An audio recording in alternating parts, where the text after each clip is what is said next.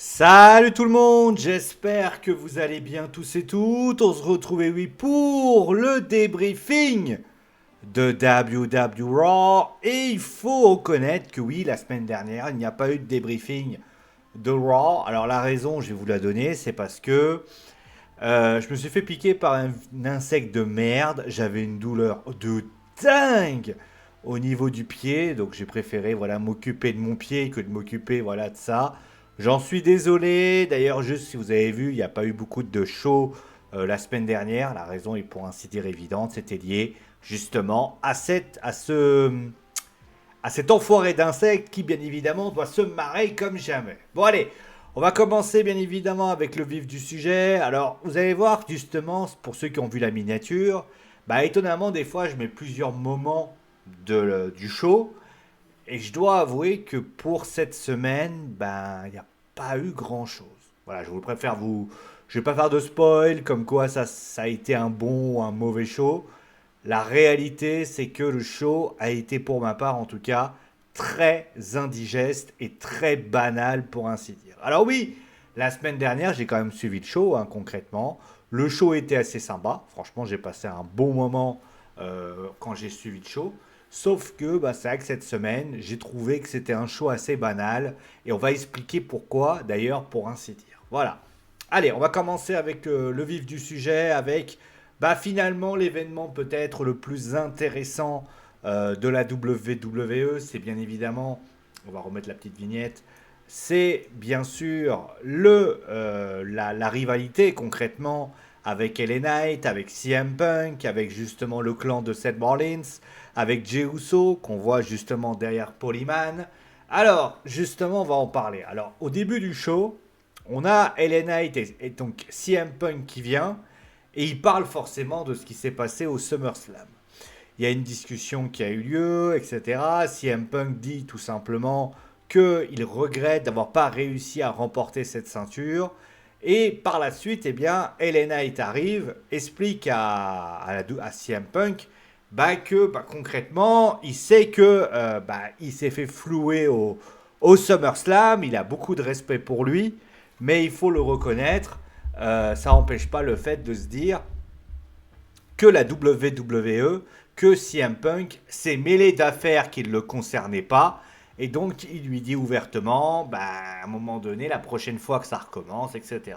Et donc, il y a CM Punk à ce moment-là, enfin, vous avez Paul Heyman qui arrive, qui s'exprime, et par la suite, donc, on t'annonce un match par équipe entre CM Punk et LA Knight contre Braun Breaker et The Big Bronson Reed. Alors, on va commencer avec le segment duo, après on dira avec le segment du bas. Alors, je vais commencer tout de suite avec, eh bien, le premier événement, c'est forcément les... Alors, l'idée de prendre les chaussures de Roman Reigns, je comprends pas l'idée, en fait.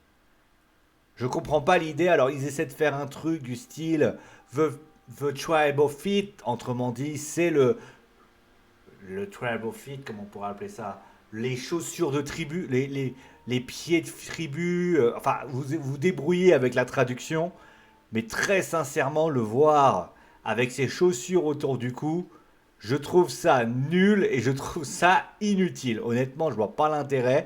Je veux dire, Bronson Reed, du jour au lendemain, est devenu un fétichiste des pieds de Roman Reigns. Voilà, hein, à un moment donné. Et puis par la suite, voilà, les explications. Alors, le segment entre CM Punk et LA Knight est plutôt sympa. Je trouve que LA Knight apporte vraiment une belle fraîcheur au personnage de CM Punk. C'est normal, il y avait quand même de la tension. Donc ça, c'était important. Pour ce qui s'agit du match par équipe, bah finalement, c'était pas un mauvais match. Voilà, c'était pas un mauvais match.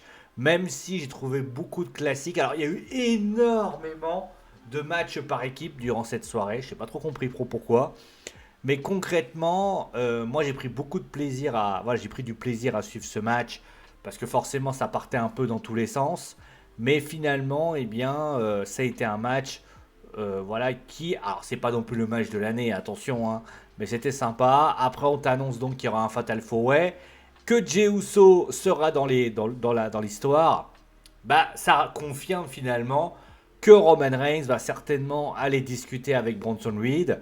Et la question à ce moment-là, que va faire Braun Breaker à Clash in Paris? On le sait, la Roman Reigns devrait se diriger vers une rivalité. Est-ce que ça sera Braun Breaker contre Roman Reigns, pour ainsi dire? Est-ce qu'on peut imaginer un Bronson Reed face à Roman Reigns? J'en sais rien. En tout cas, ce qui est sûr, c'est que la WWE dans cette histoire, eh bien, est en train de créer quelque chose. Ils mettent Jey Uso à la place de Roman Reigns. C'est vrai que Roman aurait pu avoir un match de championnat. Mais je me dis, est-ce que tu as vraiment besoin de mettre ça maintenant? CM Punk et Roman Reigns se sont déjà affrontés il y a quelques mois, notamment dans un triple threat. C'était peut-être pas utile pour ainsi dire. Donc l'idée est plutôt intéressante et l'idée est plutôt judicieuse pour ainsi dire. En tout cas, le segment, le match était sympa. Honnêtement, on peut dire une chose, l'opener et le main event, en tout cas, et avec l'attention qui était présente, avec notamment ce qui se passait, a été réussi et ça c'est cool. Maintenant, on va parler forcément du reste. On va commencer avec ça. Alors, Maxime Dupri, qui donc faisait face à Becky Lynch, c'était pour le titre intercontinental, victoire donc de Becky Lynch. Et donc, on m'a expliqué donc durant la semaine que Maxine avait décidé de travailler comme une dingos pour montrer ce qu'elle était capable de faire, pour ainsi dire. Moi, honnêtement, j'ai pas trouvé que c'était très intéressant.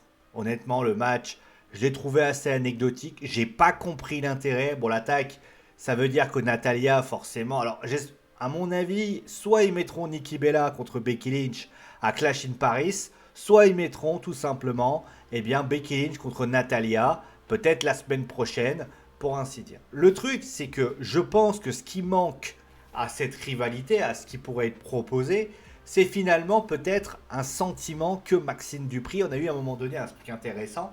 On sait tous, Maxine, c'est la fille que personne ne croit, beaucoup de gens considèrent qu'elle n'est pas une réelle lutteuse et que c'est plutôt une sorte de pom-pom girl qui a été brimée en tant que lutteuse, une sorte de Lana si les gens veulent faire une comparaison. Le truc, c'est que moi je pense que la WWE, je pense en tout cas, aurait dû faire ça différemment. Je pense que la rivalité Becky Lynch-Maxine Dupri, c'est pas déconnant. Tu peux créer une belle rivalité entre les deux. Parce que les gens vont dire, non mais Maxine elle est nulle. Non, ça dépend de ce que tu crées. Là, à un moment donné, durant le match, tu vois Becky Lynch qui domine totalement. Et puis par la suite, Maxine, elle dit à Maxine, dégage de mon ring, t'es nul, etc., etc. À la limite, moi, ce que j'aurais fait, je me dis, après, c'est une proposition, hein, mais moi, ce que j'aurais fait, j'aurais plutôt fait un truc simple, c'est que Maxine soit, entre guillemets, en discussion. À la limite, moi, j'aurais fait un truc. Lorsque le moment où tu vois Maxine commencer à quitter le ring, voilà, en mode déçu, parce que malheureusement, elle se rend compte que, ben, elle est, comme qui dirait, un petit peu mis de côté. Ce que j'aurais fait, j'aurais mis Akira Tozawa, qui est juste en bas à droite, je lui aurais donné un papier, et ce papier, ça aurait été une écriture, et cette écriture, ça aurait été celui de Otis. Parce que Otis, on sait, il est blessé, il ne peut pas être là, mais à la limite, ou alors un petit coup de téléphone, un petit message, qui pourrait lui donner de la motivation. On sait que Maxine est très proche de Otis, alors dans la storyline bien évidemment, mais concrètement, moi j'aurais trouvé ça très intéressant, ça aurait raconté quelque chose. Maxine serait revenue, elle aurait eu un fighting spirit, et je pense que aujourd'hui, dans ce match-là, d'ailleurs on était à Montréal pour ceux qui se posaient la question, moi j'aurais préféré que Natalia affronte Becky Lynch. Je veux dire, on est au Canada, je pense que la WWE pouvait quand même nous proposer un match, d'ailleurs Sami Zayn l'a été, un match entre tout simple. Alors certes on était au Québec, mais concrètement, moi je me dis, la WWE aurait très bien pu proposer un Natalia contre Becky Lynch, ça aurait pas été déconnant, parce que là c'est vrai que quand tu quittes bah, les États-Unis pour aller du côté de Montréal, bah, finalement t'attends plus de choses, et honnêtement c'était pas terrible pour ainsi dire. Et donc on va terminer avec ça. On va commencer. Alors le match très intéressant, ça a été le match entre Io Sky et Roxane Perez. Alors j'ai pas compris. Alors certes, alors j'ai bien compris qu'on est en train de créer finalement une distension entre les Kabuki Warriors et Io Sky. Et la raison, bah, elle est pour ainsi dire évidente, c'est que la WWE a pour objectif de ne pas penser à ce que les fans se disent bah, il y aura certainement une réunion de Damage Control. Donc là, finalement, tu crées une sorte de distension. Après, les propos de Réa, les propos de Stéphanie, est-ce qu'on n'essaye pas de créer une sorte de zizanie pour essayer, je sais pas, de mettre Io Sky? On sait que malheureusement, Io Sky, alors on sait qu'il y a eu quelque chose avec Naomi. Je pense que la WWE avait pour objectif de faire Naomi. Alors je sais pas ce qu'elle a, Naomi. Est-ce qu'elle est réellement blessée ou pas? J'en sais rien.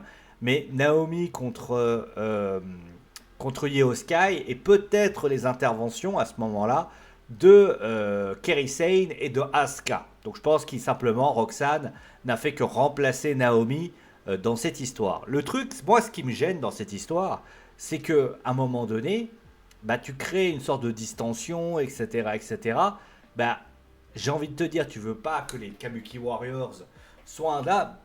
Bah j'ai envie de dire, est-ce qu'il y avait vraiment besoin? Yo Sky ne discute pas beaucoup avec ses copines. T'as jamais vu Io Sky et Kerry Sane et Asuka taper la discute. D'ailleurs, même quand elle était championne, ça n'avait pas été le cas. Alors pourquoi avoir besoin de dire, bah voilà, à part si tu veux créer un heel turn de Io, mais je pense que la WWE, ça fait quand même plaisir à tout le monde et ça permet notamment de faire quelque chose. D'ailleurs, je crois que la semaine dernière, ou il y a quelques semaines, Io Sky a fait équipe avec Nikki Bella. Elle fait pas équipe avec Kerry, elle fait pas équipe avec Asuka, donc c'est pas vraiment utile pour ainsi dire. Pour ce qui s'agit du second match, alors c'était un match un peu plus, je crois que c'était un match bien avant, avec un tag team match. Il y a eu énormément de tag team match. J'ai trouvé que c'était assez, voilà. Alors c'est un match qui va être proposé notamment à Triple Mania. On le sait, Dominique Mysterio sera là, El Grande Americano sera là. On a un lutteur mexicain, alors j'ai plus son nom en tête, je m'en excuse. Et ensuite on a El Hero de Vikingo. Alors, concrètement, ce match-là avait surtout pour volonté de promouvoir Triple Mania. Bah, alors il y a des rumeurs qui disent d'ailleurs que Dominique Mysterio devrait récupérer le titre AAA Championship, Mega Champion, pour avoir justement de l'exposition. Alors, je vais être un peu critique, mais moi je pars du principe que c'est une connerie. Pourquoi? Parce que ça veut dire quoi? Ça veut dire que tu es en train de petit à petit de retirer les titres à la fédération principale. Regardez, à un moment donné, vous avez donc, comment il s'appelle? Les, c'est Los Garza, je crois. C'est, ah, attendez, j'ai plus son leur nom. C'est Andrel et Berto, je crois. Ils sont champions par équipe AAA. C'est génial. Mais ça veut dire qu'au lieu de dire, bon allez, on va prendre des équipes mexicaines, tu vas les faire venir, tu vas leur donner de l'exposition. Toi, qu'est-ce que tu fais? Bah, qu'est-ce que tu fais? Tu prends un lutteur de la WWE. Ça veut dire que, alors tu vas me dire, oui, mais la TNA, qu'est-ce qu'il faut avec Rick Williams? J'ai pas dit que la Trick Williams c'était bien. En tout cas, ce qui est certain, c'est que je pense que la WWE devrait plutôt réfléchir à l'idée plutôt de faire ça. Parce que si Dominique remporte la ceinture, super, vous allez avoir le AAA Mega Championship qui va se balader, enfin la ceinture en tout cas, qui va se balader à Raw. Oui, super. Mais aux dernières nouvelles, les shows AAA ne sont pas sur Netflix. Et j'ai envie de dire aussi, bah, si tu veux, et qu'est-ce qu'on fait de tous ces lutteurs mexicains? Qu'est-ce qu'on fait de El Hero et Vikingo, par exemple? C'est-à-dire que le gars, à un moment donné, qu'est-ce qu'on en fait? Qu'est-ce qu'on propose? Et honnêtement, la WWE, je trouve, ne fait pas énormément de publicité pour Triple Mania, alors que Triple Mania est l'équivalent du show mexicain de WrestleMania. Donc c'est quelque chose quand même qui m'étonne pour ainsi dire.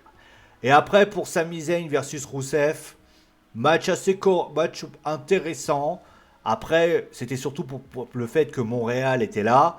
Bon, Sheamus et Rusev, alors, a priori, Solo Sikoa devrait avoir sa rivalité avec Sami Zayn. Bon, pourquoi pas? Je trouve ça intéressant, ça a raconté. Voilà, on voit les rivalités se mettre en place. Donc pourquoi pas? Et je pense que c'est intéressant pour ainsi dire. Bon, finalement, qu'est-ce que je peux dire comme bilan de ce show? Bah, c'est un show un peu bizarre. C'est-à-dire que vous avez pu le voir, il n'y a eu que 3 vignettes. J'ai assez peu raconté des choses. Et d'ailleurs, la vidéo, elle va durer 15 minutes, ce qui prouve quand même qu'il y a.